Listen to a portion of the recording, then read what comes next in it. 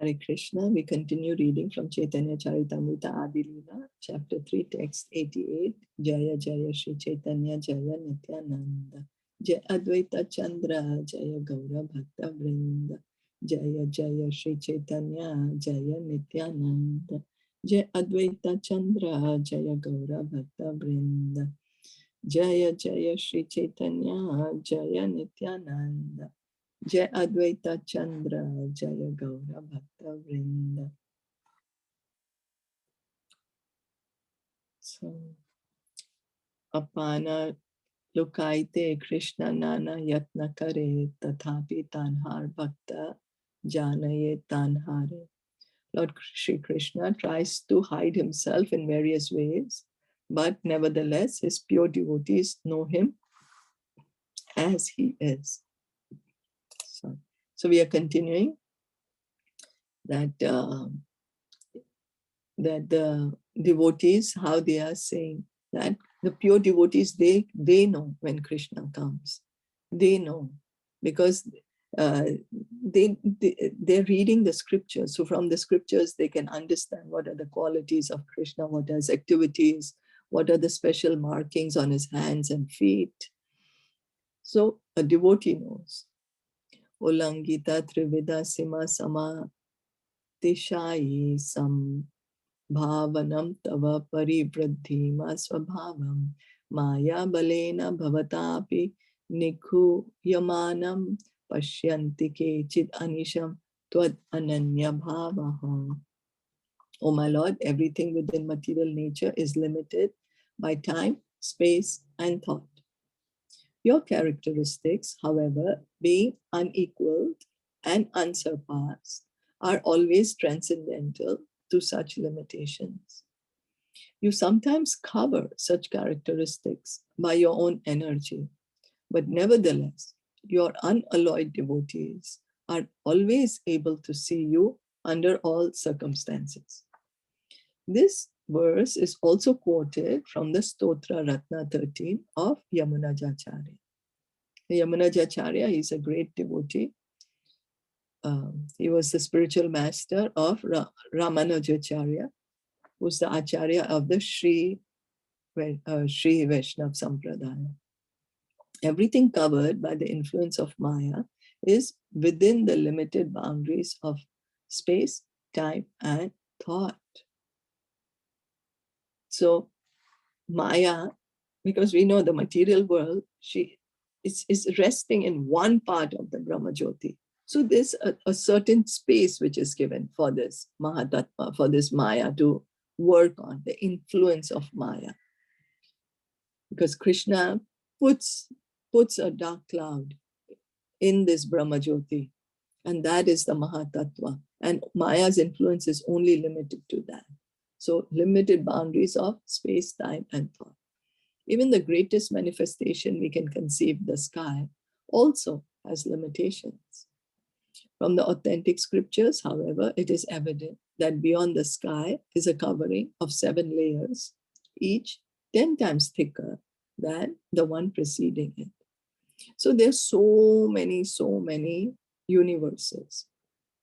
And then each of this universe has their own of these 7 layers of earth, water, air, fire, ether. And each layer, each succeeding layer is 10 times thicker. So it's a really thick covering. It's really thick. The covering layers are vast. With or without coverings, space is limited. Our power to think about space and time is also limited. Time is eternal. We may imagine billions and trillions of years, but that will still be an inadequate estimate of the extent of time, because time never stops. Time is like a wheel, like a chakra. It goes on and on. That's how it's eternal. No matter how much we count, it's just unlimited. So our imperfect senses, therefore, cannot think of the greatness of the Supreme Personality of Godhead, nor can we bring him within the limitations of time or our thinking power. So because our mind is limited, our material mind is limited, right? So what we can think, what we can experience is very limited. And because of this limitation, we are not able to understand properly how great God is, because He's unlimited. He's unlimited. His position is accordingly described by the word Ulankita. He is transcendental to space, time, and thought. Although He appears within them, He exists transcendently. So we are limited by space, by time, and our mind. We are limited. But Krishna is transcendental. He's unlimited. We cannot fit Him in our limited time and space. But when He comes to the material world, it's not that He's taking a material body. No, He's transcendental. He's transcendental. He can do anything He likes, whenever He likes. Even when the Lord's transcendental existence is disguised by space, time, and thought, however, pure devotees of the Supreme Lord can see Him in His personal features beyond space, time, and thoughts. In other words, even though the Lord is not visible to the eyes of ordinary men, those who are beyond the covering layers because of their transcendental devotional service can still see Him. So the pure devotees, because they are liberated, they are on a liberated platform. Although they are in this world, they are inside a body, but they are Jivan Mukta. They are liberated. Their consciousness is not in this material world. Their consciousness is in the spiritual world. And because of that, they are able to recognize Krishna. That is what is a liberation actually means, that our consciousness is with Krishna.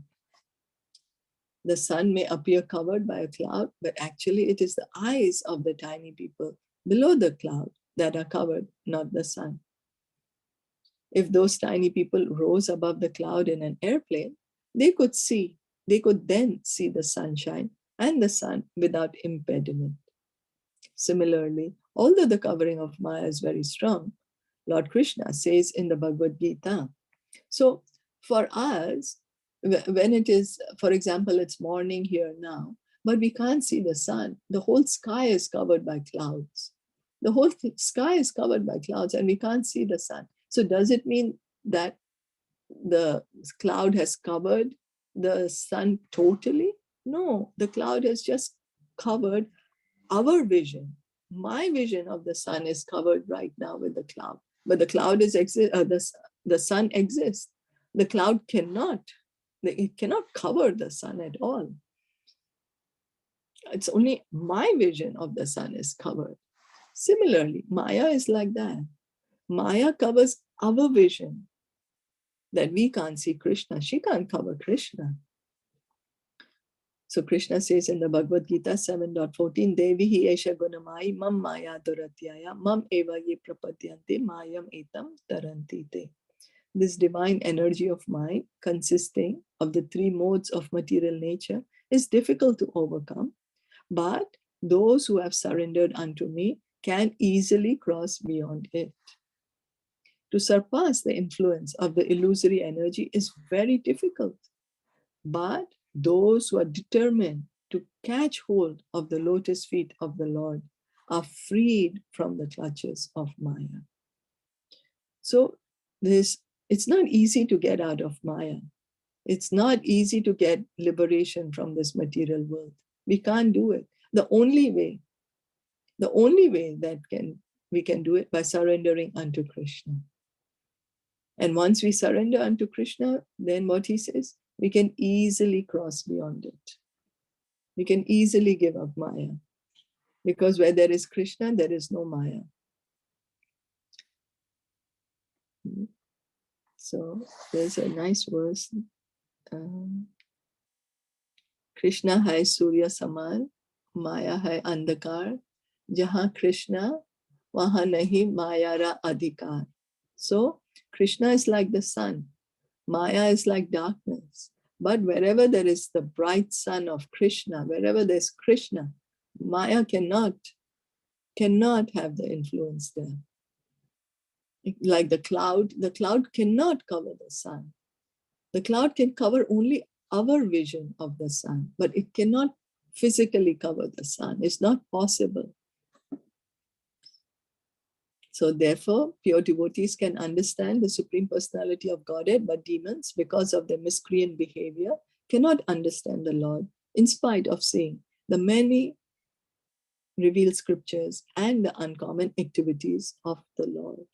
So what's the qualification then to understand the Lord, to understand the supreme truth? Bhakti. By engaging in bhakti, by engaging in devotional service. The more we engage in devotional service, the more we will be able to understand the Supreme Lord, his position, who is God. We will be able to understand only by bhakti. No other way. In no other way does Krishna reveal himself. So we'll stop here for today for Chaitanya Charitamrita. Any questions or comments? No, everything is clear. Okay, thank you so much.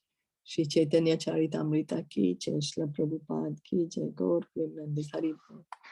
Hare Krishna.